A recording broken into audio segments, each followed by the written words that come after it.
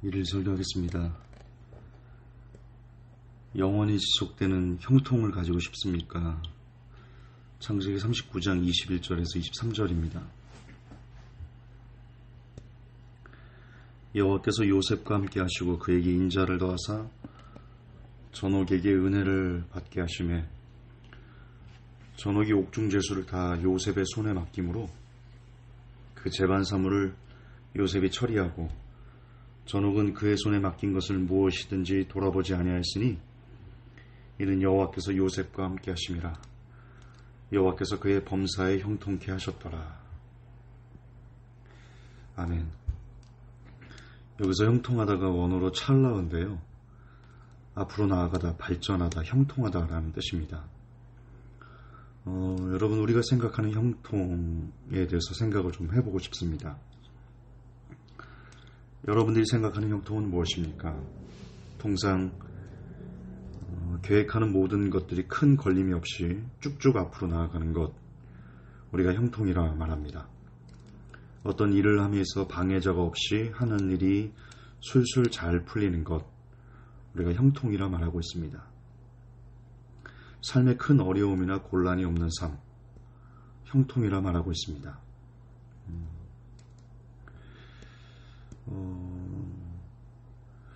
그러나 우리가 생각하는 그 형통이 성경적으로 옳은 형통인가? 하나님은 자신이 그분께서 사랑하시는 사람들에게 형통을 주시는 분입니다. 저는 그것에 동의하고 아멘합니다. 그러나 그 형통이 오늘 요셉을 대비해서 보면 우리가 생각하는 형통이 과연 정확하게 들어맞는 형통인가에 대해서는 생각을 좀 해봐야 되지 않을까 싶습니다. 하나님에게는 모든 사람이 특별합니다. 그것을 아멘합니다. 하나님께서 모든 사람을 사랑하십니다. 아무도 멸망받기를 원하지 않으십니다. 아멘입니다. 그러나 성경에 기록된 요셉을 하나님께서 특별하게 생각하셨다는 것에 반론을 제기하기 힘듭니다. 우리도 특별하게 생각하시지만 제가 볼 때 요셉은 성경에 등장할 정도로 더욱 특별하게 사용하셨습니다. 하나님이 요셉을 사랑했다는 걸 부인할 수 있습니까? 부인 못하죠. 하나님은 요셉을 사랑하셨습니다. 그런데 지금 하나님께서 성경에 창세기 39장 23절에서 여호와께서 요셉과 함께 하심이라 여호와께서 그의 범사에 형통케 하셨더라라고 하거든요. 그런데 과연 요셉의 삶이 형통이라고 말할 수 있을까? 우리들이 생각하는 그 형통을 요셉의 삶에 그대로 대비했을 때 우리가 아멘할 수 있을까? 요셉 봅시다. 형들에게 팔려갔죠. 성경에 보면 요셉이 자기를 죽이지 말라고 눈물로 간구했다. 형들에게 애원했다. 그리고 형들은 그 애원하는 것을 무참히 거절했다라는 내용이 나옵니다. 요셉은 구덩이에 던져졌을 때 죽음의 위협 앞에 형들이 울면서 살려달라고 간곡히 청하였습니다. 형들은 매몰차게 그것을 거절했고 결국 요셉을 노예로 팔아버렸죠. 노예로 팔려간 것도 형통인가요? 여러분은 하나님께서 여러분을 노예로 팔 때, 그리고 여러분의 형제나 여러분의 친한 지인에게 살려달라고 눈물로 애원할 때, 그 지인들이나 형제들이 여러분의 그 눈물의 애원을 거절했을 때 그것을 형통이라 말할 수 있겠습니까? 근데 지금 하나님은 그것을 형통이라 말합니다. 참, 하나님은 그것을 형통이라 말합니다. 그것을 형통케 하셨다라고 말씀하십니다. 또 봅시다. 노예로 팔려간 곳에서 보디발 장군 아내의 유혹을 하나님 때문에 내가 어찌 여호와께 득죄하리요. 그 주인과의 의리를 지키고 그리고 하나님에게 범죄하지 않기 위해서 보디발 장군 아내의 유혹을 이겨냈죠. 그것도 대단한데 그 결과 요셉은 억울한 누명을 쓰고 옥에 갇힙니다. 여러분은 하나님 때문에 무언가를 포기하고 그리고 유혹을 이겨내서 그 결과가 억울한 누명으로 옥에 갇히는 것이라고 하면, 그리고 하나님께서 그것을 형통이다라고 말할 때 아멘으로 받을 수 있습니까?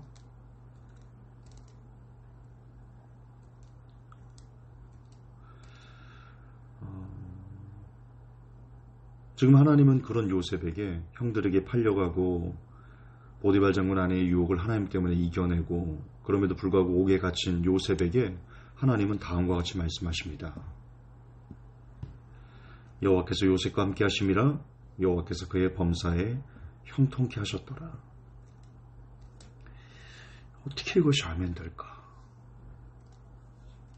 어떻게 이것에 형통이라는 단어를 하나님께서는 쓰실 수 있을 것인가?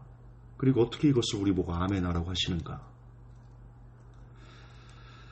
우리가 배워온 생각과 우리가 배워온 상식으로는 이건 형통이 아니라 저주죠. 악마의 계략입니다. 하지만 옳고 그름은 우리의 기준이 아니라 언제나 성경이 옳고 그름의 처음과 마지막, 알파와 오메가가 되어야 됩니다. 어쩌면 우리가 알고 있는 형통이 반쪽짜리 복음은 아닐까? 성경이 말하는 형통이 진짜 복음이다 라고 아멘한다면, 그렇게 믿는다면 모든 의문이 풀리게 됩니다. 성경이 말하는 형통은 뭐냐? 성경이 말하는 형통은 어떤 상황에서도 하나님을 붙잡는 것이 형통입니다. 그게 기준입니다. 하나님을 믿었더니 복을 받아서 일이 술술술 풀리더라. 성경은 그것을 형통이라고 말하지 않습니다. 하나님을 믿었더니 하나님께서 나에게 내가 큰 부자가 되게 하시더라. 그게 형통이라고 성경은 말하지 않습니다. 하나님을 믿었더니, 그리고 하나님의 말씀을 약속을 지켰더니 모든 질병을 그리고 곤궁한 상황들이 바뀌더라. 그것을 형통이다 라고 성경은 말하지 않습니다. 성경이 말하는 형통은 한 가지입니다. 어떤 상황에서도 하나님을 붙잡는 것, 그것이 형통이다. 그것만 형통이다. 노예로 팔려가도 하나님을 붙잡고 있으면 그게 형통인 겁니다. 억울한 누명을 쓰고 감옥에 갇혀도 하나님과 함께면 그게 형통인 겁니다. 심지어 사드락 메삭 아벳느고처럼 이제 풀무불에 던져지는 순간에도 하나님을 붙잡고 하나님과 함께하면 그것이 형통이다. 이사야처럼 복음을 전하다 톱으로 몸이 잘려 죽게 되어도 하나님과 함께하면 그게 형통이다. 다니엘처럼 사자굴에 던져져도 하나님과 함께하면 그게 형통이다. 12명의 사도처럼 순교해도 하나님과 함께하면 그게 형통이다. 사도 바울처럼 예수님을 위해서 그 모든 수십 년 동안의 삶 가운데 고난과 고통과 절망과 죽음의 위협과 모든 고통 가운데서도 하나님과 함께하면 그것이 형통이다. 성경은 그것만 형통이라고 말하고 있습니다. 형통은, 성경이 말하는 형통은 오직 하나입니다. 지금 하나님을 만나고 있습니까? 지금 하나님을 가지고 있습니까? 그것만이 형통을 결정짓는 핵심입니다. 나머지는 그분의 계획하에 하나님께서 이 곤궁함을 벗어나게 해주시면 그만. 이대로 망해도, 이대로 죽어도, 이대로 순교해도, 이대로 집을 뺏기고, 이대로 유리하고, 이대로 방랑하고, 이대로 떠돌아다녀도 그래도 그만. 중요한 건 지금 어떤 상황에서도 하나님을 내가 붙잡고 있는가? 아니면 놓치고 있는가? 거지가 되어도 그만. 왜? 나사로처럼 아브라함의 품에 안길 테니까요. 인생에 어떤 환경이 와도 하나님만 소유하고 있으면 모든 것이 형통 그 자체인 것이다 그게 영원히 지속되는 형통을 갖는 비밀이다.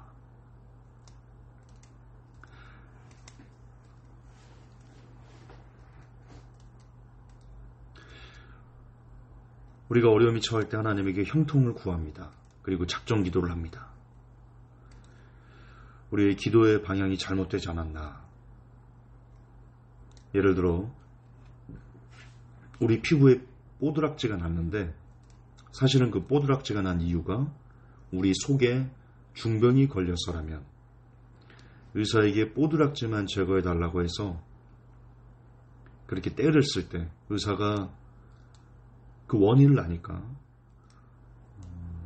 우리를 보고 얼마나 한심하게 생각할까. 의사는 말할 겁니다. 환자분, 뽀드락지가 중요한 게 아닙니다. 피부에 난 그 뽀드락지가 중요한 게 아니고 지금 환자의 속에 간에, 심장에 혹은 신장에 아주 중한 병이 걸렸습니다. 그것을 치유하지 않으면 뽀드락지가 아니라 뽀드락지는 계속 날 뿐더러 더 심한 것이 날 수 있고 결국엔 더 위험해지게 될 겁니다. 그 속에 든 중병을 고쳐야 뽀드락지라는 고생을 끝낼 수 있습니다. 라고 말하는데 우리는 당장 그냥 뽀드락지만 치료해줘. 우리가 그렇게 하나님께 때를 쓰고 있지는 않은가. 지금의 어려움을 해결하고 그리고 지금의 어려움을 해결하는 게 형통의 삶이라고 우리가 믿으면서 기도하는 것은 어쩌면 속에 있는 중병을 고치지 않고 표면적으로 난 뽀드락지만 없어달라는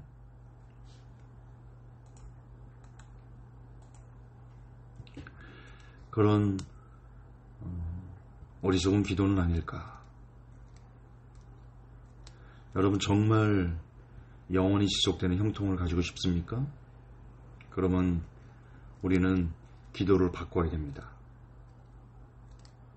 지금 이 어려움과 곤궁함을 해결해 달라는 기도가 아니라 하나님을 달라고 기도해야 됩니다. 하나님이 내게서 떠나가지 않고 늘 동행할 수 있게 해달라고 기도해야 됩니다. 하나님과 내가 하나가 된 삶을 살게 해달라고 간구하고 또 간구해야 됩니다. 그것이 영원히 지속되는 형통을 갖는 진짜 능력이기 때문입니다. 부디 오늘 그리고 요셉에게 하나님께서 형통한 삶을 주셨다라는 그 묵상이 진짜 어떤 것이 영원한 형통을 갖는 것인지를 알게 해주고 깨닫게 해주고 그 영원한 형통을 갖기 위해서 진짜 옳은 방향으로 기도할 줄 아는 그런 지혜를 저와 여러분에게 줄 수 있기를 예수님의 이름으로 축복합니다. 하나님, 뽀드락지가 아닌 속에 있는 중병을 치유하여 주옵소서. 지금 당장 환경의 곤란함과 어려움을 풀어달라는 기도가 아니라 하나님을 달라고, 하나님을 붙잡을 수 있게 해달라고, 하나님과 하나가 된 삶을 살게 해달라고, 진정으로 영원히 지속되는 형통을 갖는 그런 기도를 하는 제가, 그리고 이 메시지를 듣는 모든 사람들이 되게 도와주시옵소서. 우리 구주 예수님 이름 받도록 기도합니다. 아멘.